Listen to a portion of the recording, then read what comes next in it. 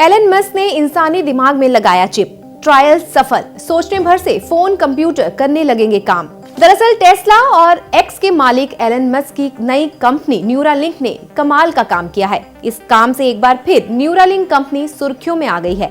Startup company Neuralink ने पहले मानव में ब्रेन में चिप इम्प्लांट किया है। इसकी खबर खुद मस्क ने दी है। एलन मस्क ने मंगलवार को इसकी जानकारी दी और कहा कि उनके न्यूरालिंक स्टार्टअप ने अपने पहले मानव में आशाजनक परिणामों के साथ ब्रेन ट्रांसप्लांट स्थापित कर दिया है। बता दें कि 2016 में मस्क द्वारा को-फाउंडेड न्यूरो टेक्नोलॉजी कंपनी का लक्ष्य मस्तिष्क और कंप्यूटर के बीच सीधे संचार चैनल बनाना है। माना जा रहा है कि इस टेक्नोलॉजी से महज सोचने भर से सारे डिवाइस काम करने लगेंगे।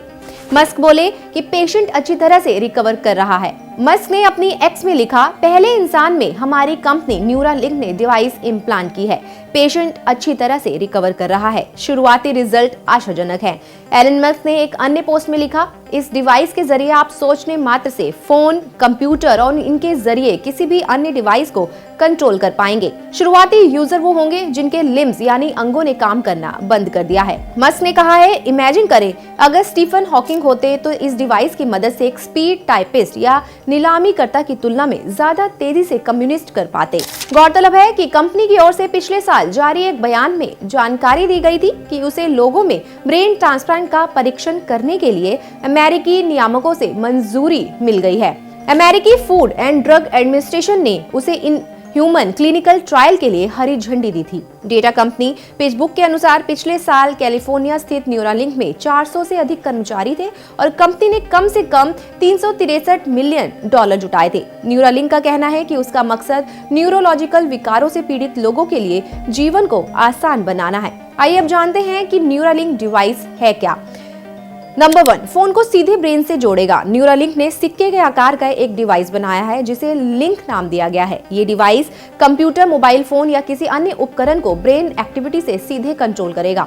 उदाहरण के लिए पैरालिसिस से पीड़ित व्यक्ति मस्तिष्क में चिप के ट्रांसप्लांट होने के बाद केवल यह सोचकर माउस का कर्सर मूव कर सकेंगे कि वे इसे कैसे मूव करना चाहते हैं।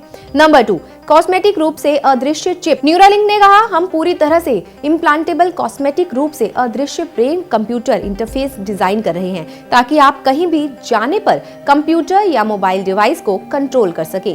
माइक्रोन स्केल थ्रेड्स को ब्रेन के उन क्षेत्रों में डाला जाएगा जो मूवमेंट को कंट्रोल करते हैं। हर एक थ्रेड में कई इलेक्ट्रोड होते हैं जो उन्हें लिंक नामक इम्प्लांट से जोड़ते हैं। नंबर 3, रोबोटिक प्रणाली डिजाइन की। कंपनी ने बताया कि लिंक पर थ्रेड इतने महीन और लचीले होते हैं कि उन्हें मानव हाथ से नहीं डाला जा सकता। इसके लिए कंपनी ने एक रोबोटिक प्रणाली डिजाइन की है जिससे थ्रेड को मजबूती और कुशलता से इम्प्लांट किया जा सकता है। इसके साथ ही न्यूरालिंक ऐप भी डिजाइन किया गया है ताकि ब्रेन एक्टिविटी से सीधे अपने कीबोर्ड और माउस को बस इसके बारे में सोचकर कंट्रोल किया जा सके।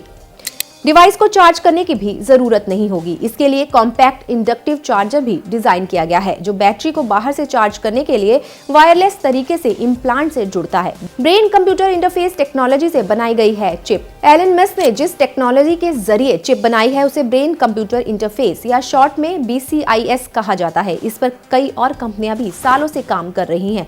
ये सिस्टम ब्रेन में रखे गए छोटे इलेक्ट्रोड का इस्तेमाल पास के न्यूरॉन से संकेतों को पढ़ने के लिए करता है। इसके बाद सॉफ्टवेयर इन सिग्नल्स को कमांड या एक्शन में डिकोड करता है, जैसे कि कर्सर या रोबोटिक आर्म को हिलाना। इस तरह के और भी अपडेट्स के लिए जुड़े रह सकते हैं खबरिस्तान न्यूज नेटवर्क के साथ। नमस्कार।